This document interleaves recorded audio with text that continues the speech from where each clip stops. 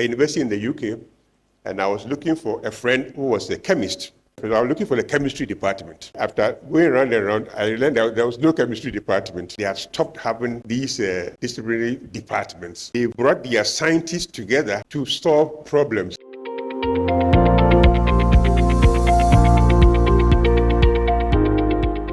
So how have the social sciences responded to these changes that we're talking about? Unfortunately, yes, there are many different social scientists in Africa. Some have, in their own way, tried to respond. Others have stayed with the old things that they've always known. So the responses have not been even. The responses have fallen short of what we need, so we need to do more. The social sciences in Africa have not kept up with the use of technology when it comes to doing research. We haven't used all the new platforms that are available and allow us to do more modern research. We haven't pursued that. So we need to do a lot more. Many years ago, I think about 15 years ago, I was part of an initiative which is called PASGA, the Partnership for African Social and Governance Research. The idea behind PASGA was to support African social scientists to work together to use new technologies in pursuit of more interdisciplinary research. Today, I look at PASGA and I look at what it's doing in African universities, and I see it as very, very different from what our dreams were. So how do we ensure that entities like PASGA are able to reflect the ideals that we are talking about, able to pursue the kind of interdisciplinary research that we want to pursue? There's fragmentation across disciplines. There are economists who have never spoken to a sociologist before, never spoken to a geographer or a political scientist. All they know is basically they are economists. There are political scientists that have never had any need to work with economists. And actually, I've always wondered, how do you do political science in a country like Ghana and not work with economists? It doesn't make any sense to me. But of course, if the only type of research you do is investigating how elections are conducted, then clearly, yes. Eh? Did I mention your name? Did I mention your name?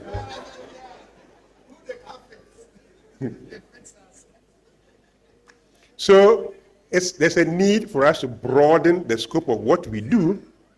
And as you broaden it, it will force you to work with other people. Today, the challenges that we face as a people are such that no one discipline, whether in the sciences or in the arts, can deal with them adequately. So we're talking about climate change.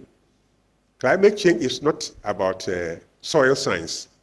Climate change is not about agronomy. Climate change is not about physics, or it's not about chemistry, or about environmental science. Climate change is about everything, including law.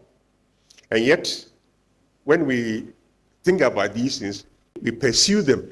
Mr. Prof, I'm very happy with the project that you are pursuing with MasterCard. It forces the kind of thing that I'm talking about, and it's one that I hope this university will take very, very seriously. So the issues of inequality, rapid urbanization, climate vulnerability, resource dependence, and youth employment are interconnected. And that's the point I've made. These are the things that help us, or occupy us. But we can't solve them. Economists alone cannot deal with the youth unemployment situation. Economists alone cannot deal with it. They will have to work with others.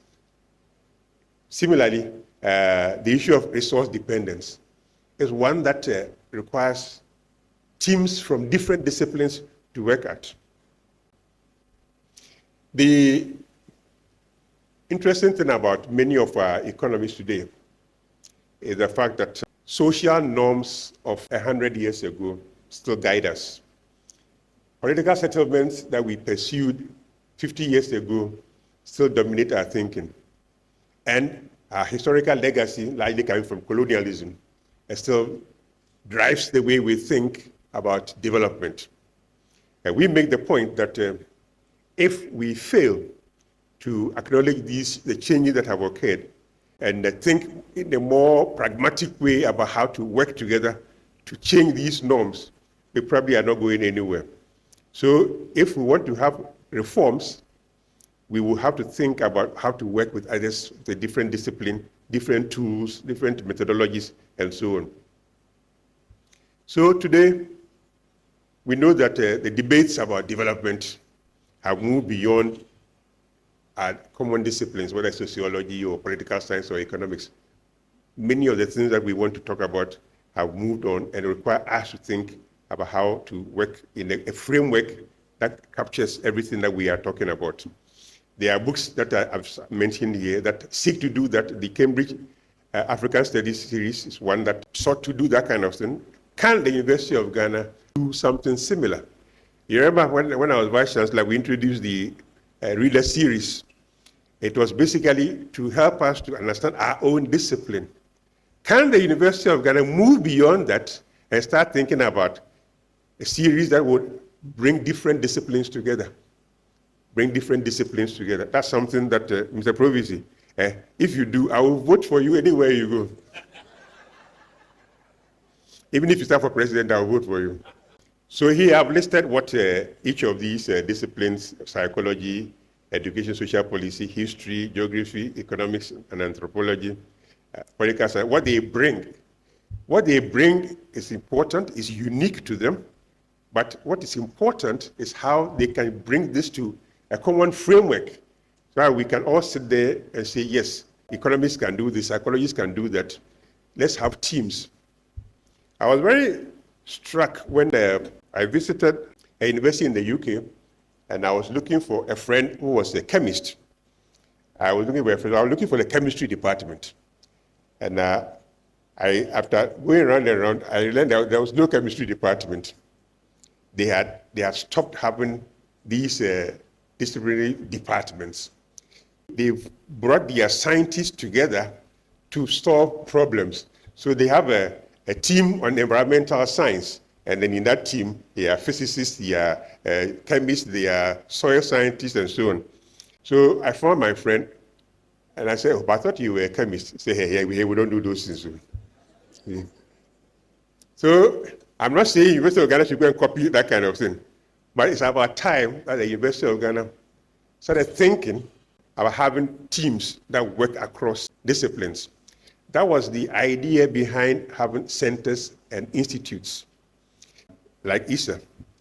ISA was created so that social scientists would be able to come there and work together and go back. It didn't work because when they came back, they started enjoying the place. They didn't want to go back to wherever they came from. So you are talking about decolonizing and recentering African epistemologies. It's something that we talk about. It's nice to talk about it, but we don't do much about it. I do hope that the political scientists, I first heard the word epistemology from political scientists. I hope that in this new situation that we have, you people are thinking more about how decolonizing is not simply about changing names, but the way we think across disciplines. And that's something that I would like to see more and more of done. When we talk about collaboration, effective collaboration, the one thing that we need to think about is it's not about simply being at the table, but it's about setting the research questions together, agreeing from the beginning what the things to investigate are together with different disciplines.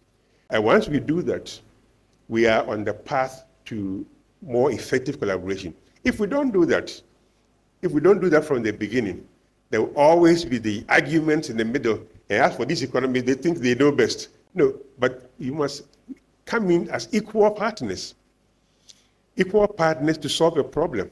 It's not a problem that is dominated by economics. It shouldn't be a problem dominated by history or by sociology. No. So you come in, of course, if you come to the table and you don't bring anything, people will leave you behind. Here I'm talking about why changing Africa matters for theory. I said at the beginning that many of the theories that we learned in school, they become redundant in today's world. They become redundant because we've used other people's culture, we've used other people's technology to move away from what our trajectory would have been. And so we need to think about modernization models that reflect our own context.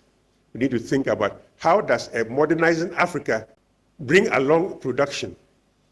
If we don't do that, we'll still be modernizing, but largely driven by somebody else's goods and services. That can't be good for us. Reworking social theory through collaboration. We said classical social theories need to be reworked. Many, and this applies largely to our colleagues in sociology and political science, many of these need to be reworked. The way we have understood our people, the way we have studied them needs to be reworked because everything is changing. Migration has changed so much. Migration has changed so much. I remember going to a funeral somewhere in the central region, and while the church service was going on, we were standing outside because we came late, so we didn't find any place in the church to sit. And then we were looking at people walking by and looking at the buildings there. The buildings looked some way, and a friend remarked, "Na ekuruma omuntu kwayana. Ekuruma omuntu kwayana." Now, when you go to a place where there are many people in Germany or in the US or the UK, you can see when you see the buildings, you can see. When you go to a place too where they don't travel, you can see it. The buildings are there, you can see the foundation. Erosion has taken away all the earth that surrounded the foundation. The son or daughter would have brought money, they would have fixed the problem. So migration is very important. Migration has done a lot. A lot of what we are talking about is the consequence of migration.